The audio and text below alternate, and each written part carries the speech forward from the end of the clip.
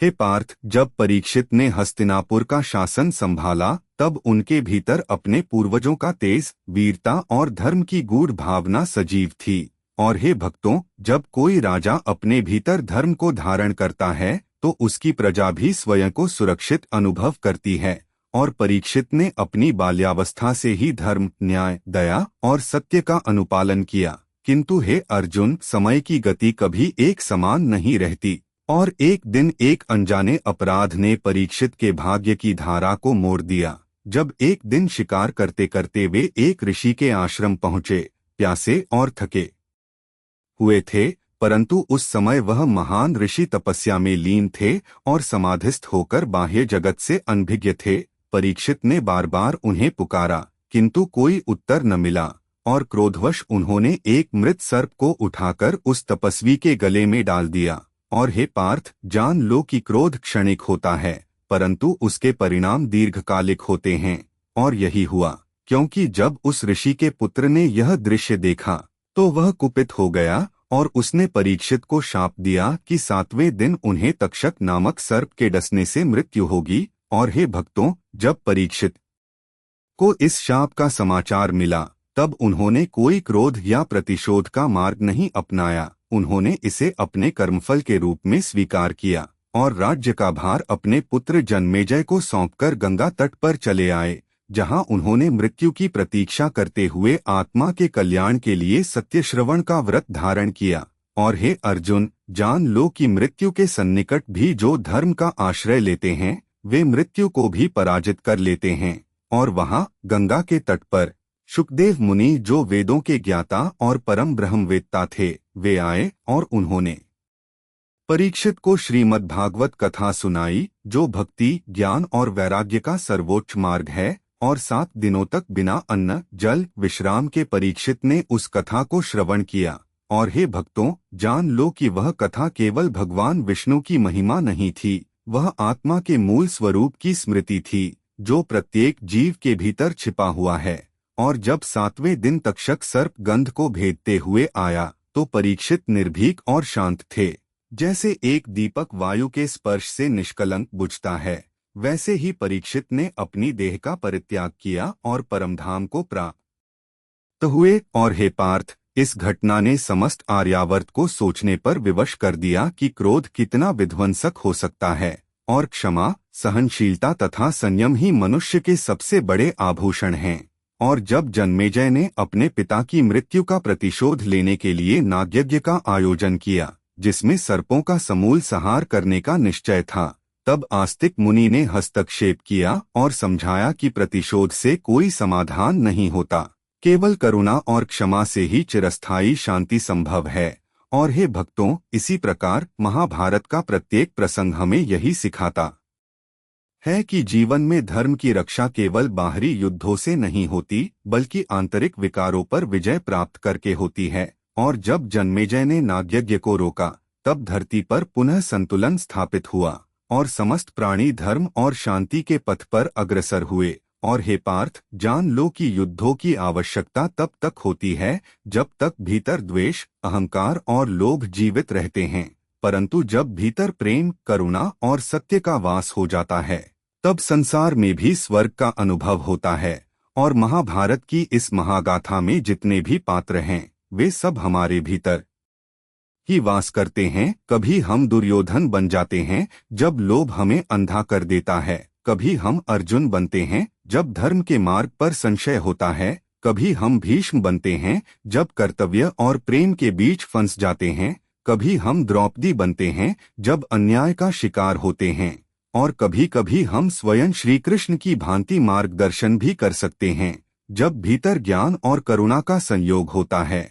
और हे भक्तों, जब तुम इस गाथा को हृदय से सुनते हो तो तुम अपने भीतर की महाभारत को भी पहचानने लगते हो और तब सच्चा धर्म आरंभ होता है। स्वयं से युद्ध करके, अपने विकारों को पराजित करके, अपने भीतर के कृष्ण को जागृत करके, क्योंकि प्रत्येक आत्मा में वह चैतन्य, वह प्रकाश, वह दिव्यता सन्निहित है जिसे पहचानकर मनुष्य इस संसार सागर को सहजता से पार कर सकता है। और हे पार्थ, यही है महाभारत का असली रहस्य, यही है श्रीमद् भगवद गीता का संदेश। और यही है जीवन का परम लक्ष्य, स्वयं को पहचानना, सत्य को धारण करना और प्रेम के मार्ग पर चलते हुए परमात्मा में लीन हो जाना। हे पार्थ, जब जन्मेजय ने नागयज्ञ को रोककर करुणा का वर्ण किया, तब धरती पर संतुलन पुनः स्थापित हुआ और समस्त नागवंश ने भी मन में शांति का दीप जलाया। परंतु हे भक्तों, महाभारत की कथा केवल परीक्षित और जन्मेजय तक सीमित नहीं है, क्योंकि इसकी जड़ें अनंत काल से गहरी हैं और इसकी शाखाएं अनगिनत दिशाओं में फैली हुई हैं। जैसे एक वटवृक्ष समय के हर युग में अपनी छाया फैलाता है, वैसे ही महाभारत की घटनाएं भी हर मानव के हृदय में प्रतिध्वनित होती हैं। और हे अर्जुन, जानो कि इस महागाथा का प्रारंभ भी उतना ही अद्भुत था जितना इसका अंत, जब ब्रह्मा जी ने मानवता के कल्याण हेतु वेदव्यास जी को आदेश दिया कि वे इस अद्भुत कथा का संकलन करें, ताकि भावी पीढ़ियां भी धर्म, कर्म, मोक्ष और भक्ति के गूढ़ रहस्यों को जान सकें। और वेदव्यास ने गणपति से अनुरोध किया कि वे इस विशाल कथा को लिखें, और गणेश जी ने यह शर्त रखी कि वे लेखनी तभी चलाएंगे जब कथाकार बिना रुके कथा सुनाएगा। और वेदव्यास ने भी प्रत्युत्तर में यह शर्त रखी कि गणेश जी भी प्रत्येक श्लोक का गहन अर्थ समझने के बाद ही लिखेंगे। और इस प्रकार यह दिव्य ग्रंथ अस्तित्व में आया, जिसे महाभारत कहा गया, जो केवल युद्ध की कथा नहीं है, बल्कि मानव जीवन के प्रत्येक भाव, प्रत्येक संघर्ष और प्रत्येक विजय की गाथा है। और हे भक्तों, इस कथा के नायक केवल पांडव और कौरव नहीं हैं, बल्कि यह प्रत्येक जीवात्मा की अपनी यात्रा है, मोह से मुक्ति की, अंधकार से प्रकाश की, असत्य से सत्य की। और जब हम धृतराष्ट्र को देखते हैं, जो जन्म से अंधे थे, तो समझते हैं कि अज्ञानता में डूबे हुए मनुष्य भी भीतर से अंधे होते हैं। और जब हम विदुर को देखते हैं, तो सीखते हैं कि सच्चा ज्ञान और धर्म बाह्य परिस्थितियों का मोहताज नहीं होता। और हे पार्थ, जब हम कर्ण की कथा सुनते हैं, तो करुणा से भर उठते हैं, क्योंकि वह योद्धा जीवन भर अपनी पहचान, अपने सम्मान, अपने प्रेम के लिए संघर्ष करता रहा, परंतु फिर भी उसने दानशीलता और मित्रता का मार्ग कभी नहीं छोड़ा। और जब हम द्रौपदी के चीरहरण को देखते हैं, तो हमें समझ आता है कि जब अन्याय अपने चरम पर पहुंचता है, तभी ईश्वर स्वयं हस्तक्षेप करते हैं और धर्म की रक्षा करते हैं। और हे भक्तों, जान लो कि इस महाभारत में श्री कृष्ण स्वयं केवल एक सारथी बनकर रहे, परंतु उनका सारथ्य ही संपूर्ण युद्ध का निर्णायक बन गया। क्योंकि जीवन में भी जब हम अपने अहंकार के रथ की बागडोर परमात्मा को सौंप देते हैं, तभी हमारा जीवन सच्चे अर्थों में विजय की ओर अग्रसर होता है। और हे अर्जुन, महाभारत केवल बाह्य युद्ध का वर्णन नहीं करता, यह भीतर के कुरुक्षेत्र का चित्रण है, जहां प्रत्येक क्षण धर्म और अधर्म के बीच संग्राम चलता है। और जब भी हम मोह, लोभ, क्रोध, अहंकार के सम्मुख समर्पण करते हैं, तब हम भीम, अर्जुन, युधिष्ठिर की भांति संघर्ष करते हैं। और जब भीतर श्री कृष्ण का स्वर गूंजता है, कर्मण्येवाधिकारस्ते मा फलेषु कदाचन, तब आत्मा जागती है और अपना धर्म पहचानती है। और हे भक्तों, यही कारण है कि महाभारत केवल एक ऐतिहासिक ग्रंथ नहीं है, वह एक जीवित चेतना है, जो युगों युगों से मानवता का मार्गदर्शन कर रही है। और जो भी इसे श्रद्धा और भक्ति से पढ़ता है, सुनता है, वह स्वयं अपने जीवन के कुरुक्षेत्र में विजयी होता है। और जब तुम अपने भीतर के दुर्योधन को शांत कर पाओगे, जब भीतर के शकुनी के षड्यंत्रों को पहचानकर उनका त्याग कर पाओगे, जब अपने भीतर अर्जुन के संशय को हराकर श्री कृष्ण के ज्ञान को स्वीकार कर पाओगे, तभी तुम सच्चे अर्थों में महाभारत को जी पाओगे। और हे पार्थ, जानो कि यह यात्रा कठिन अवश्य है, परंतु जब मार्गदर्शक स्वयं श्री कृष्ण हो, तब कोई भय कैसा, कोई संशय कैसा। केवल प्रेम है, केवल भक्ति है, केवल सत्य है। और उसी सत्य के आलोक में यह समग्र गाथा तुम्हें मोक्ष के पथ पर अग्रसर करती है। जैसे गंगा सब पापों को धोती है, वैसे ही महाभारत समस्त अज्ञानता, मोह और भय को धो डालता है और आत्मा को उसके स्वाभाविक प्रकाश में प्रतिष्ठित करता है। और हे भक्तों, यही कारण है कि आज भी जब कोई इस कथा को श्रद्धापूर्वक सुनता है, उसके भीतर अदृश्य रूप से धर्म की ज्वाला प्रज्वलित होती है, और वह भी अर्जुन की भांति अपने भीतर के कुरुक्षेत्र में धर्म की विजय का उद्घोष करता है। हे पार्थ, जब हम महाभारत के आदि पर्व में प्रवेश करते हैं तो यह गाथा आरंभ होती है एक महान वंश की उत्पत्ति से जो चंद्रवंश कहलाता है। और इस वंश में जन्म लेते हैं अनेक तेजस्वी राजा, जिनमें पुरुरवा, नहुष, ययाति और उनके 5 पुत्रों की कथा विशेष रूप से उल्लेखनीय है। हे अर्जुन, जानो कि ययाति के 5 पुत्र यदु, तुर्वसु, द्रुह्यु, अनु और पुरु मानवता के विविध प्रवाहों के आधार बने और इन्हीं में से पुरुवंश आगे चलकर कुरुवंश के रूप में प्रख्यात हुआ। और हे भक्तों, यह वंश न केवल शक्ति और समृद्धि में अद्वितीय था, बल्कि धर्म, ज्ञान और तपस्या में भी अग्रणी रहा। और इसी वंश में जन्म हुआ प्रतापी राजा कुरु का, जिनके नाम से कुरुक्षेत्र की भूमि विख्यात हुई, जहां आगे चलकर वह भीषण युद्ध हुआ। और हे पार्थ, राजा कुरु ने उस भूमि पर घोर तपस्या की थी ताकि वहां धर्म सदा बना रहे। और ब्रह्मा जी ने उन्हें वरदान दिया कि उस भूमि पर जो भी धर्मयुद्ध करेगा वह स्वर्ग लोक का अधिकारी होगा। और इस प्रकार कुरुक्षेत्र केवल एक युद्ध भूमि नहीं थी, वह धर्म भूमि थी, जहां आत्मा की परीक्षा होती थी और जहां पाप पुण्य का निर्णायक संग्राम लड़ा जाता था। और हे अर्जुन, कुरु के वंशजों में अनेक महान राजा हुए, जैसे शांतनु, जिनकी कथा अत्यंत मार्मिक और शिक्षाप्रद है। जब गंगा देवी ने उनके साथ विवाह किया और शर्त रखी कि वे उनके किसी कार्य में हस्तक्षेप नहीं करेंगे, शांतनु ने उस प्रेम में सब स्वीकार कर लिया। परंतु जब गंगा ने उनके नवजात पुत्रों को एक एक कर गंगा में प्रवाहित करना आरंभ किया, तब उनका हृदय विचलित हो उठा और उन्होंने हस्तक्षेप कर दिया, जिससे गंगा ने उन्हें छोड़ दिया। परंतु अंतिम संतान देवव्रत, जिन्हें हम भीष्म के नाम से जानते हैं, जीवित रहे। और हे भक्तों, जानो कि भीष्म पितामह केवल वीरता में ही महान नहीं थे, वे व्रत और त्याग में भी अनुपम थे। जब शांतनु को मत्स्यगंधा सत्यवती से प्रेम हुआ और विवाह की शर्त थी कि सत्यवती का पुत्र ही राजगद्दी पर बैठेगा, तब देवव्रत ने अपने पिता के प्रेम के लिए आजीवन ब्रह्मचर्य का व्रत ले लिया। और इसी कारण वे भीष्म कहलाए, जिसने भीषण व्रत का पालन किया। और हे पार्थ, जानो कि भीष्म का यह त्याग ही महाभारत की कथा का पहला आधार था, क्योंकि यदि भीष्म विवाह करते तो कुरुवंश में उत्तराधिकारी का संकट न आता और महाभारत का युद्ध भी न होता। इसीलिए प्रत्येक त्याग, चाहे वह कितना भी महान क्यों न हो, अपने भीतर संभावनाओं का जाल लेकर आता है और कभी कभी उसके अनपेक्षित परिणाम भी होते हैं।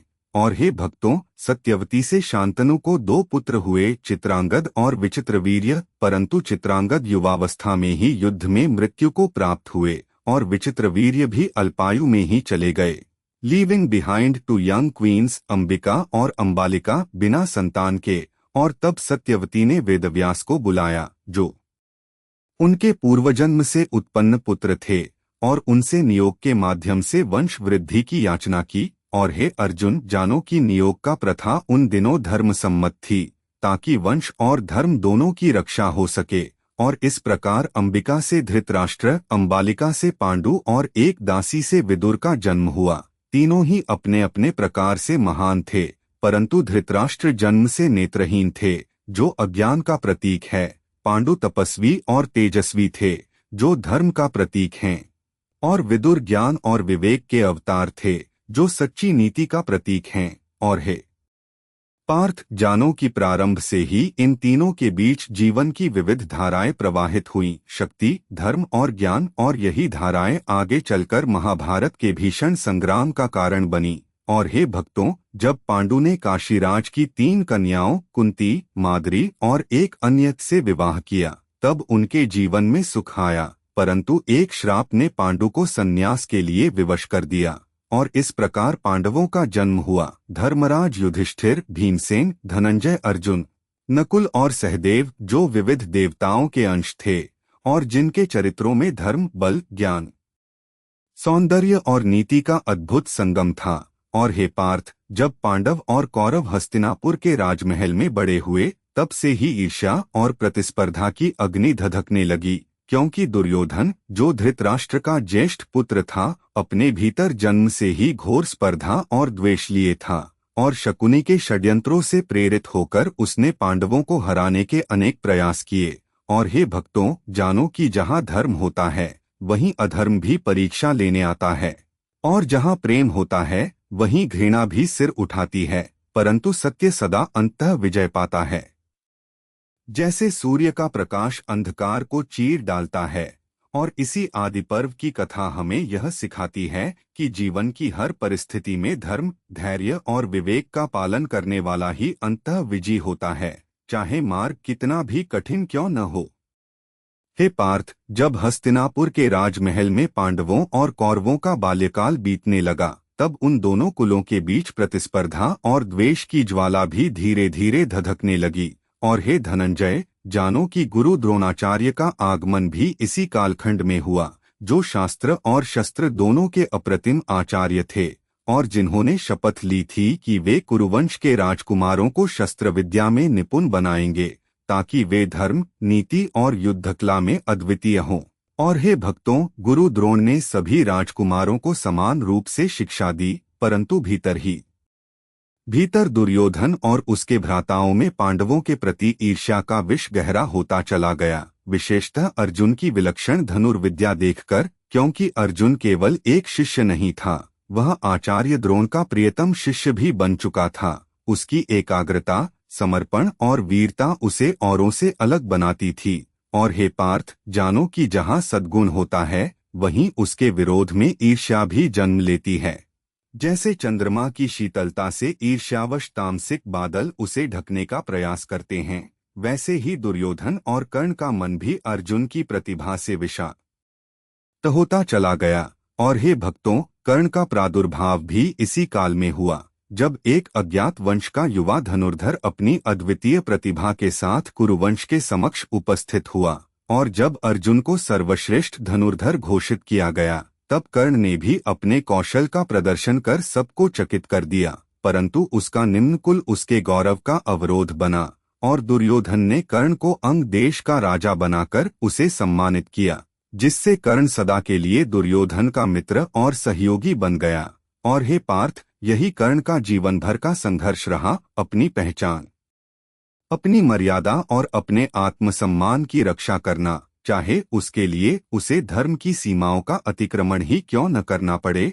और हे भक्तों, उसी समय पांडवों और कौरवों के बीच एक अद्भुत स्पर्धा का आयोजन हुआ, जिसमें समस्त विद्या और युद्धकला का प्रदर्शन हुआ। और वहीं पहली बार भरी सभा में दुर्योधन की क्रूरता और पांडवों का धैर्य सामने आया। और हे अर्जुन, इसी बीच गुरु द्रोण ने पांडवों से अपना गुरु दक्षिणा मांगी, द्रुपद राजा को बंदी बनाकर उनके सामने लाने की, ताकि वे अपने पुराने अपमान का प्रतिशोध ले सकें। और पांडवों ने अद्वितीय पराक्रम से यह कार्य पूरा किया, और द्रोण ने द्रुपद को अपमानित कर दिया, परंतु द्रुपद के मन में प्रतिशोध की अग्नि धधक उठी, जिसने आगे चलकर द्रौपदी और धृष्टद्युम्न के जन्म का कारण बना। और हे भक्तों, देखो कि कैसे एक छोटे से अपमान का बीज कालांतर में महायुद्ध का वृक्ष बन जाता है। और इसी समय पांडवों के लिए समय ने एक और कठिन परीक्षा रच दी, जब दुर्योधन ने छलपूर्वक एक षड्यंत्र रचा, लाक्षागृह का निर्माण, जहां पांडवों को जीवित जला देने की योजना बनाई गई। और हे पार्थ, वह समय कितना भीषण था, जब कुंती और उसके 5 पुत्रों को गुप्तचर विदुर की सहायता से उस षड्यंत्र का भेद मिला, और चुपचाप एक सुरंग बनाकर वे अग्निकांड से बच निकले, और फिर गुप्त वेश में वनवास में रहे, अपने प्राणों की रक्षा करते हुए। परंतु हे भक्तों, यह भी जानो कि एडवर्सिटी में ही चरित्र की सच्ची परीक्षा होती है। और वही पांडव जो अब तक राजमहलों के सुवर्णभूत वातावरण में पले थे, अब तब त्याग और संघर्ष के मार्ग पर अग्रसर हुए, और यही उनकी आत्मा को परिष्कृत करता गया। और हे अर्जुन, इसी वनवास के दौरान पांडव एक स्वयंवर में पहुंचे, जहां द्रुपद नंदिनी द्रौपदी का स्वयंवर हो रहा था, और वहां का वातावरण भी अद्वितीय था। देश देश के महारथी, राजा महाराजा एकत्र थे, परंतु स्वयंवर की शर्त इतनी कठिन थी कि कोई भी वीर उसे पूर्ण नहीं कर सका। और तभी अर्जुन ब्राह्मण वेश में धनुष को उठाकर लक्ष्य भेदन कर देते हैं, और द्रौपदी का वरण करते हैं। और हे भक्तों, जानो कि द्रौपदी केवल सौंदर्य की देवी नहीं थी, वह शक्ति, धर्म और प्रतिशोध की मूर्ति थी, जिसका जीवन स्वयं महाभारत की धुरी बन गया। और जब पांडव द्रौपदी को घर लाए और माता कुंती से कहा कि माँ, हम एक अद्भुत भिक्षा लाए हैं, तो बिना देखे ही माता ने आदेश दिया, सब मिलकर बांट लो। और इसी आज्ञा को धर्मपालन मानकर द्रौपदी ने पांचों पांडवों की पत्नी बनना स्वीकार किया। और हे पार्थ, जानो कि यह केवल एक विचित्र घटना नहीं थी, बल्कि इसके पीछे भी गहरे रहस्य छिपे थे, क्योंकि पूर्व जन्मों में द्रौपदी ने शिव से वर मांगा था कि उसे 5 गुणों वाले पति मिले, धर्म, बल, विद्या, सौंदर्य और नीति, और ये पांचों गुण पांडवों में विभाजित थे। और इसी कारण नियति ने यह विचित्र व्यवस्था की, और इसके बाद पांडवों को द्रुपद के सहयोग से एक नया नगर मिला, इंद्रप्रस्थ, जो सौंदर्य, समृद्धि और शक्ति में स्वर्ग को भी लजाने वाला था। और वहीं से प्रारंभ हुई महाभारत की अगली भीषण यात्रा, जिसकी गूंज आज भी समय के कण-कण में सुनाई देती है। हे पार्थ, जब पांडवों ने इंद्रप्रस्थ नगरी का निर्माण किया, तब वह नगर अपनी भव्यता में स्वयं अमरावती को भी चुनौती देने लगा। उसके महल, उसके उद्यान, उसकी झीलें और उसकी सड़कों पर स्वर्गीय सुषमा बरसती थी। और हे अर्जुन, जब धर्मराज युधिष्ठिर ने अपने राज्य का विस्तार करना चाहा, तब उन्होंने राजसूय यज्ञ का संकल्प लिया, जो केवल वही राजा कर सकता था जो चारों दिशाओं को अपने अधीन कर चुका हो। और इस महान संकल्प की पूर्ति हेतु पांडवों ने चारों दिशाओं में अपने प्रतिनिधि भेजे। भीम ने पूर्व दिशा में, अर्जुन ने उत्तर दिशा में, नकुल ने पश्चिम दिशा में और सहदेव ने दक्षिण दिशा में विजय यात्रा की। और हे भक्तों, उन सब ने अपने पराक्रम से समस्त दिशाओं के राजाओं को या तो परास्त कर दिया या उन्हें मित्रता का वचन दिलवाया, जिससे धर्मराज युधिष्ठिर के राजसूय यज्ञ का मार्ग प्रशस्त हुआ। और हे अर्जुन, जब राजसूय यज्ञ प्रारंभ हुआ, तब समस्त भरतवंश, देवता, ऋषिमुनि, सिद्ध और गंधर्व भी उस महान यज्ञ में सम्मिलित हुए।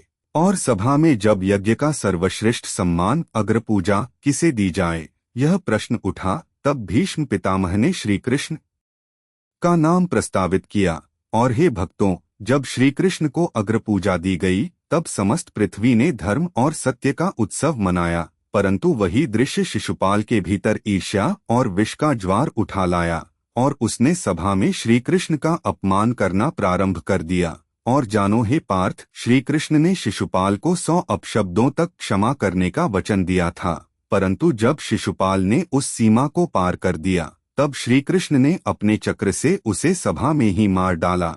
और उस समय समस्त सभा ने देखा कि कैसे शिशुपाल का प्राण निकलते ही उसकी आत्मा श्री कृष्ण में विलीन हो गई, क्योंकि अपमान, विरोध और घृणा भी यदि निरंतर श्री कृष्ण के चिंतन में परिणत हो जाए, तो अंततः मुक्ति का ही साधन बनता है। और हे भक्तों, राजसूय यज्ञ की पूर्णता के बाद पांडवों की कीर्ति 10 दिशाओं में फैल गई, और दुर्योधन का हृदय जलने लगा। वह इंद्रप्रस्थ के वैभव को देखकर भीतर ही भीतर घुलने लगा। और जब उसने माया सभा के अद्भुत गलियारों में जल को भूमि समझकर गिर पड़ा और भूमि को जल समझकर फिसल पड़ा, तब द्रौपदी का व्यंग्यभरा हास्य उसकी आत्मा को चीर गया। और उसी अपमान ने दुर्योधन के हृदय में प्रतिशोध की अग्नि प्रज्वलित कर दी, और इसी अग्नि ने महाभारत के युद्ध की नींव रखी। और हे अर्जुन, दुर्योधन ने मामा शकुनी की चतुर बुद्धि से प्रेरित होकर युधिष्ठिर को जुए में आमंत्रित किया, और धर्मराज, जो सदा धर्म का पालन करने के लिए बाध्य थे, आमंत्रण अस्वीकार न कर सके। और जुए के उस भीषण खेल में, जहां छल और कपट की सारी सीमाएं पार कर दी गईं, युधिष्ठिर ने अपना राज्य, अपना धन, अपने भ्राताओं को, स्वयं को और अंततः द्रौपदी को भी हार दिया। और हे भक्तों, जब द्रौपदी को भरी सभा में अपमानित किया गया, जब उसे केश पकड़कर घसीटते हुए सभा में लाया गया और दुशासन ने उसका चीरहरण करना चाहा, तब द्रौपदी ने अपने अंतिम सहारे श्री कृष्ण को पुकारा। और हे पार्थ, जानो कि जिसने संपूर्ण समर्पण के साथ श्री कृष्ण को पुकारा, उसकी रक्षा स्वयं सृष्टिकर्ता करते हैं।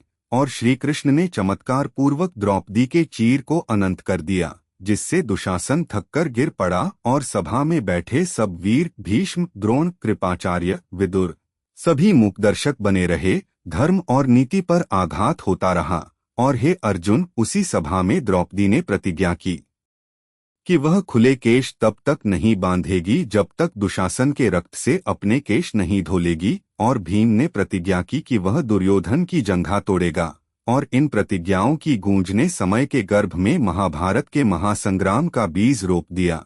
और हे भक्तों, अंततः धृतराष्ट्र ने भयभीत होकर द्रौपदी से वर मांगने को कहा, और द्रौपदी ने अत्यंत विवेक से पहले युधिष्ठिर की मुक्ति और फिर अपने अन्य पतियों की मुक्ति मांगी, परंतु राज्य और समृद्धि की याचना नहीं की।